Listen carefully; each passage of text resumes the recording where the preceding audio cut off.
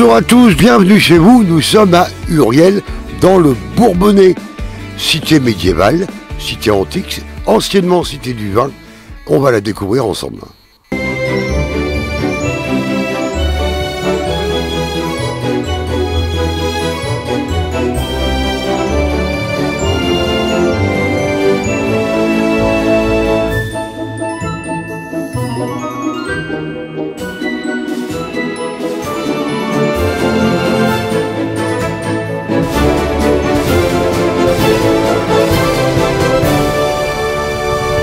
Uriel est une ancienne ville close qui fut autrefois un lieu militaire stratégique qu'utilisèrent les Bourbons. Uriel se trouvait aux limites du domaine royal français et de la Marche qui appartenait à l'Angleterre. Le dernier membre de la maison d'Uriel acheva l'édition de la tour. La commune conserve aujourd'hui deux vestiges de son histoire, un donjon seigneurial et une église, jadis siège d'un prieuré bénédictin.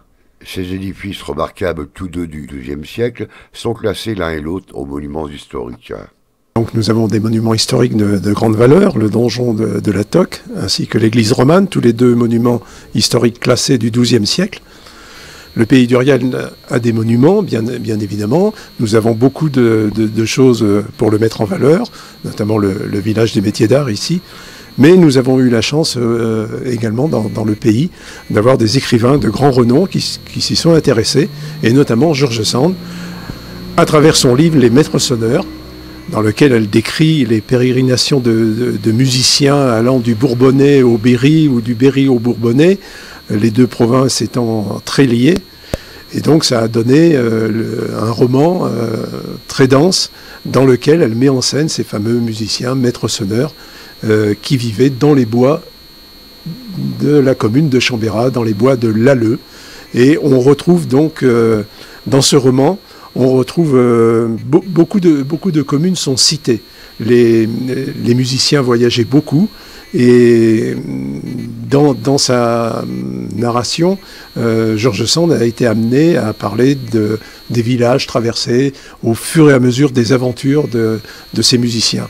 Donc c'est un roman très important pour le pays d'Uriel, et il est d'autant plus important que la musique traditionnelle connaît une audience très importante, pas que dans le pays, hein, dans tout le centre de la France. Et donc ce livre, Les Maîtres sonneurs, est un support qui a encore toute son actualité. Uriel, il date du Xe siècle. Hein, donc ça serait un petit peu long à expliquer, mais Uriel existe depuis très très longtemps, puisque le prieuré, on a retrouvé des vestiges qui dateraient des Mérovingiens. Hein, donc ça nous emmène un peu loin quand même. On a retrouvé quelques sarcophages, mais c'est des sarcophages qui ont été modifiés dans le temps. Jean de Brosse, né en 1375 au château d'Uriel et mort en 1433 au château de Boussac dans la Creuse, maréchal de France et compagnon d'armes de Jeanne d'Arc, est le fils de Pierre de Brosse, seigneur d'Uriel, et de Marguerite de Malval, dame de la Forêt. Uriel, c'est la ville des de Brosse, puisque Jean de Brosse et son père, toute la famille de Brosse, étaient des seigneurs d'Uriel. Jean Ier de Brosse était compagnon d'armes de Jeanne d'Arc, et il a participé à beaucoup de batailles du côté de Chambord, du côté dans la Loire, de façon à aider Jeanne d'Arc à bouter les Anglais hors de France. On organise des visites, hein, donc justement aujourd'hui, on a encore pas mal de visites aujourd'hui. Effectivement, pourquoi la Toque? Puisque bon, elle était recouverte effectivement d'une toiture. Cette toiture donc a été enlevée parce qu'elle était en mauvais état. Hein. C'est une des municipalités qui l'a fait enlever, et ils n'ont pas désiré la faire reconstruire. Et c'est pour ça qu'aujourd'hui il y a une terrasse. Okay. Alors bon, la forme exacte, c'est sûrement pas celle-là, puisque donc on a fait faire des fouilles et on a trouvé effectivement l'emplacement des tourelles un petit peu différemment. Ce qui veut dire que bon, c'était pas fatalement d'une manière très horizontale, mais plutôt un petit peu décalée, puisqu'on retrouve les anciens bâtiments de la ferme, qui sont les maisons d'habitation qui étaient attenants au château avant. Qui étaient attenants au château. Parce que l'allée de la Toque, là, si vous voulez, elle était là, où il y avait un pont-levis. Voilà. Deuxième siècle. Oui. Alors, cette toque, elle a été enlevée dans les années 1900, et aujourd'hui, elle a cet aspect-là.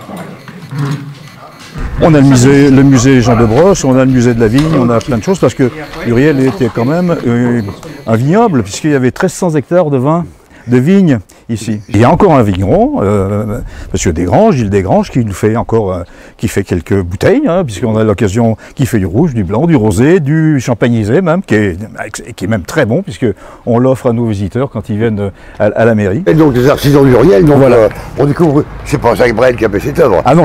Alors c'est une œuvre d'art qui a été commandée par la communauté de communes d'Uriel, du pays d'Uriel, justement pour donner un sens un petit peu à ce bâtiment qui s'appelle le bâtiment Jean de Brosse, la rue Jean de Brosse, où se trouvent les artisans d'art. Et ce monument a été construit par les artisans d'art d'Uriel. Les petits personnages ont été faits par la poterie Simone. Le vitrail a été fait par un artisan d'art qui fait que du vitrail. Et puis la maçonnerie a été faite aussi par un maçon d'Uriel. Hein, voilà. Ici c'était un parking et avant c'était un supermarché. Le supermarché qui était ici, donc il a été transformé, il était vétuste, il a été abandonné. Et donc c'était un parking pendant quelques années et la Comcom a décidé de faire cet ensemble. Donc les habitations sont au-dessus et en dessous ce sont des ateliers d'art. Okay. Voilà, donc on a ici Annie Gelpi à la tête de l'art. On a ici, c'est un fabricant d'instruments de musique. Alors là on a Savonessa, donc Vanessa qui fabrique des savons. Et qui doit d'ailleurs s'agrandir, puisqu'on doit mettre à sa disposition un bâtiment qui est tout à fait à côté, et qui va lui permettre de faire une fabrication à plus grande importance, parce qu'elle a beaucoup de commandes, et donc on va essayer de lui fournir un bâtiment plus grand pour s'exprimer un peu plus. Voilà, visuel, ça fait déjà quelques années qu'elle est installée. Elle fabrique sur mesure des montures de lunettes. Ça c'est de l'artisanat d'art aussi, parce que on décide d'avoir des lunettes en bois, en peau de citron, en ce qu'on voudra, et elle nous fabrique les montures à la demande.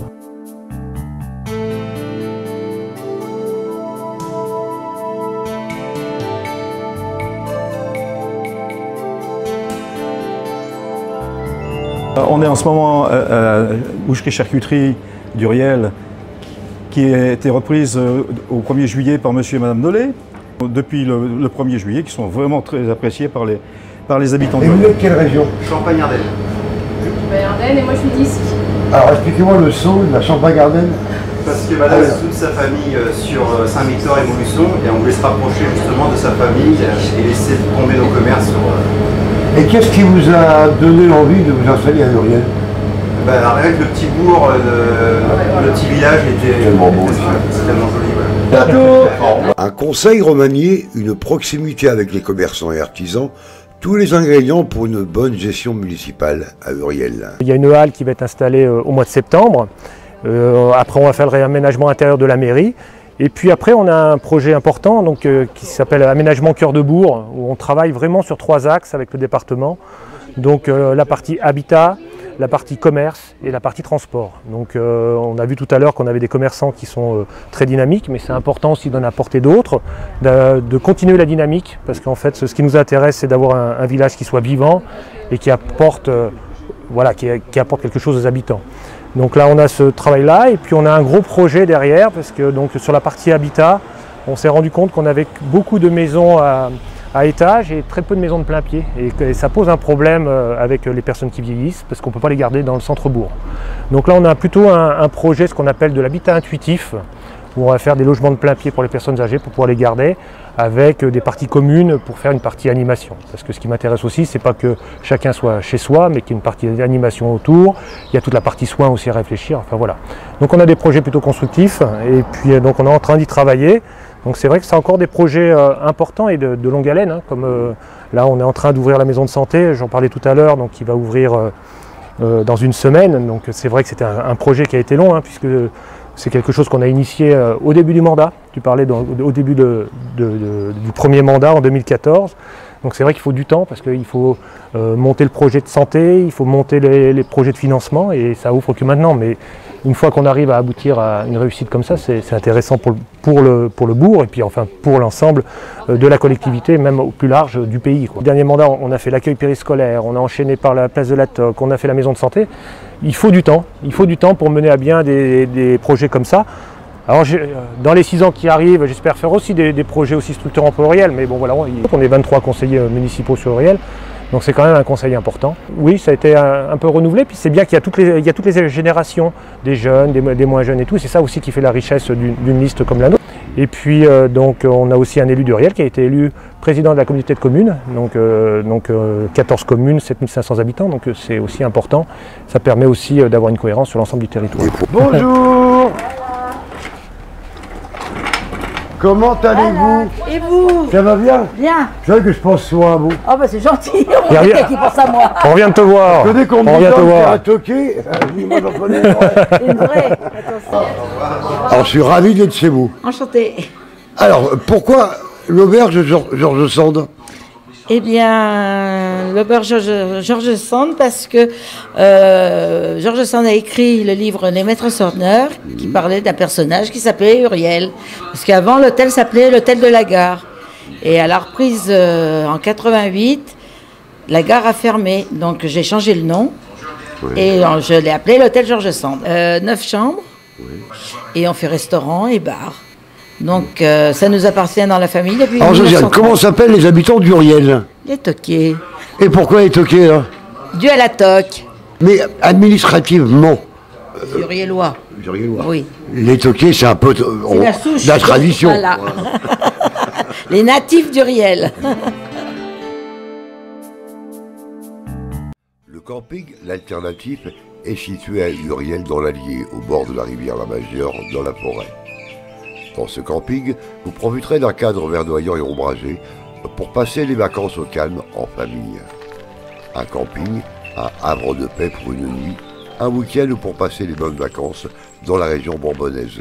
C'est un camping municipal. Il y a 2 ans, on a eu l'idée de faire une DSP, c'est-à-dire une délégation de service public. Le domaine appartient toujours à la commune, mais la gestion est à un particulier. Donc c'est Sébastien qui a repris ce camping pour faire ce camping alternatif qui change évidemment complètement du camping classique. On peut voir qu'il y a des yourtes, il y a des cabanes, il y a des tentes berbères, il y a des tentes berbères, il y a des roulottes, il y a des roulottes, il y a des tipis. On va pas trouver les Indiens. Non, les Indiens ne sont pas arrivés encore.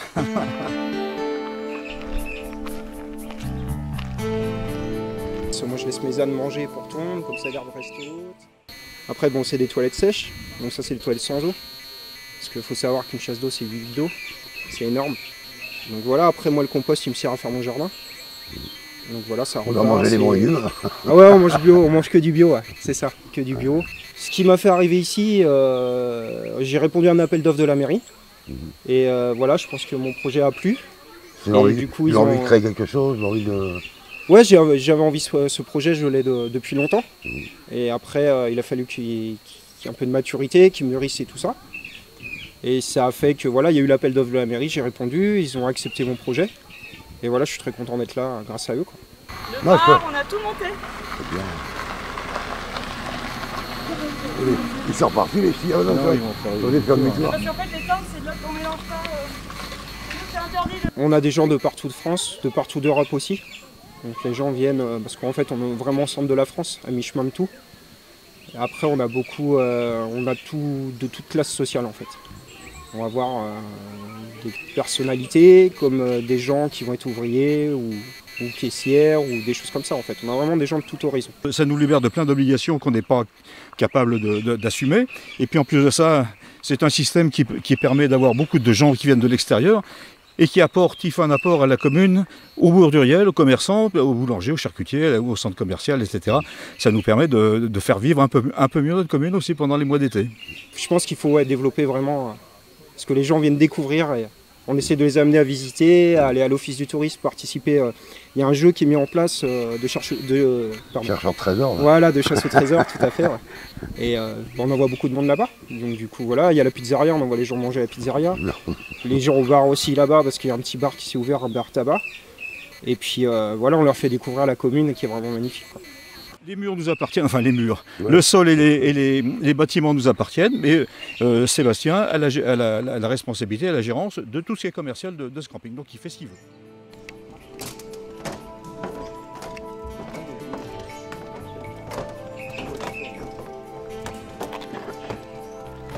Allez, la visite d'Uriel est terminée, donc nous on repart pour d'autres aventures, d'autres découvertes, d'autres reportages. On vous dit à très bientôt et portez-vous bien.